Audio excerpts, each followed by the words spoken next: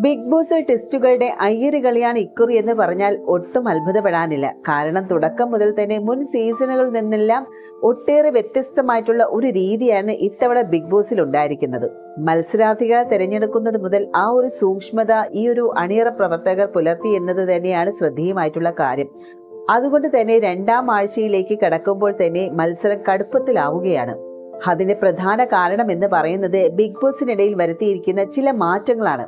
കഴിഞ്ഞ സീസണുകളിലെല്ലാം തന്നെ ആദ്യ ദിവസങ്ങളിൽ ബിഗ് ബോസ് വെച്ച് പുലർത്തിയിരുന്ന ഒരു രീതി ഉണ്ടായിരുന്നു. ഇത്തവണ അതെല്ലാം മാറ്റി വെച്ചുകൊണ്ട് മത്സരാർത്ഥികൾ തുടക്കം മുതലേ കൊമ്പ് കോർക്കുന്നത് സ്ഥിരം കാഴ്ചയായിരുന്നു. സോഷ്യൽ മീഡിയ സെലിബ്രിറ്റികൾ അധികമില്ലാത്ത ഒരു സീസൺ കൂടിയാണിത്. എന്നാൽ എല്ലാ മേഖലയിലും ആളുണ്ട് എന്ന് താനും. ബിഗ് ബോസിൽ ആദ്യ ദിവസം കയറിയവരിലെ ഈ ഒരു വീക്കെൻഡ് എവിക്ഷനിലൂടെ മുൻഷി രഞ്ജിത്ത് മാത്രമാണ് ഇതുവരെ പുറത്തു പോയിരിക്കുന്നത്. ആദ്യ ആഴ്ചയിൽ തന്നെയുള്ള എവിക്ഷനിൽ അപ്രതീക്ഷിതമായാണ് മുൻഷിയുടെ പുറത്താക്കൽ.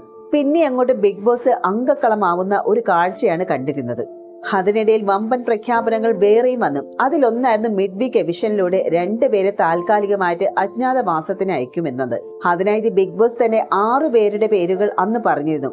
മാത്രവുമല്ല, അവർക്ക് വ്യത്യസ്തത അനുഭവപ്പെടാനായിട്ട് പ്രത്യേകതയുള്ള കണ്ണട ധരിക്കാൻ ആവശ്യപ്പെട്ടിരുന്നു. ഇവർക്ക് വേണ്ടി വിവിധ തരത്തിലുള്ള ടാസ്കുകൾ കൂടി ബിഗ് ബോസ് അവതരിപ്പിച്ചിരുന്നു. അതിൽ ആദ്യത്തെ എല്ലാ ടാസ്കുകളും ഈ ഒരു മത്സരാർത്ഥികൾക്ക് വേണ്ടി മറ്റുള്ളവരാണ് ചെയ്തിരുന്നത്. അതായത് നോമിനേഷൻ വന്ന മത്സരാർത്ഥി കളത്തിൽ ഇരുന്ന് കളി കാണുക എന്ന് മാത്രമായിരുന്നു ചെയ്യുക. മറുവശത്ത് മത്സരാർത്ഥിക്ക് വേണ്ടി ടീം അംഗങ്ങൾ വേണം കളിക്കാൻ. അങ്ങനെ അവസാന ടാസ്കിന് മുൻപ് വരെ പോയിന്റ് പട്ടികയിൽ കോമണർ അനീഷ് വളരെ പിന്നിലായിരുന്നു. കാരണം പല ടാസ്കുകളിലും അനീഷിന്റെ ടീമിന് നീതി ലഭിച്ചില്ല എന്നുള്ള ആരോപണം പ്രേക്ഷകർ തന്നെ വ്യാപകമായി ഉന്നയിക്കുന്നുണ്ട്.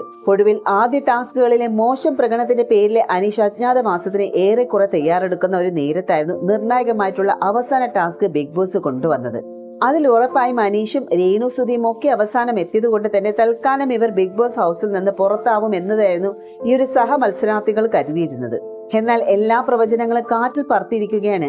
ആദ്യത്തെ ടാസ്കുകളിൽ തനിക്ക് വേണ്ടി കളിച്ചവരുടെ എല്ലാം കുറവും നികത്തിക്കൊണ്ട് അനീഷ് ഇക്കുറി മുന്നേറ്റം പ്രകടിപ്പിക്കുകയാണ്. ഇതോടെ അജ്ഞാതവാസത്തിന് തിരഞ്ഞെടുക്കപ്പെട്ടവരിൽ അനീഷ് ഇല്ലാതായി എന്നാണ് വിവരം. പകരം ഒനിയൻ സാബുവും ഷാരിക കെബിയുമാണ് മിഡ് വീക്ക് എവിഷനിൽ എത്തിപ്പെട്ടിരിക്കുന്നത്. രേണുവും അനീഷും ഒക്കെ പുറത്താകുമെന്ന് കരുതിയ സ്ഥാനത്താണ് ഇങ്ങനൊരു ടെസ്റ്റ് അവസാന നിമിഷം ഉണ്ടായിരിക്കുന്നത്. മറ്റൊരു പ്രധാന കാര്യം പ്രേക്ഷകർ ലൈവിൽ ഉൾപ്പെടെ ചൂണ്ടിക്കാണിക്കുന്നതും എന്താണെന്ന് വെച്ചാൽ ഈ ഒരു മിഡ് വീക്ക് ടാസ്കിന് മുൻപ് ഒനിയൻ സാബു സേഫായി കളിക്കാൻ നോക്കിയിരുന്നു എന്നതാണ്. അത് മാത്രവുമല്ല, ആ റൗണ്ടിലെ അനീഷിന്റെ ടീമിനോട് കാട്ടിയത് നീതികേടായിരുന്നു എന്നും അവർ അവകാശപ്പെടുന്നുണ്ട്. ഇതിന്റെ പിന്നാലെയാണ് അനീഷ് കരുത്തു കാട്ടി മുന്നേറുന്നത്.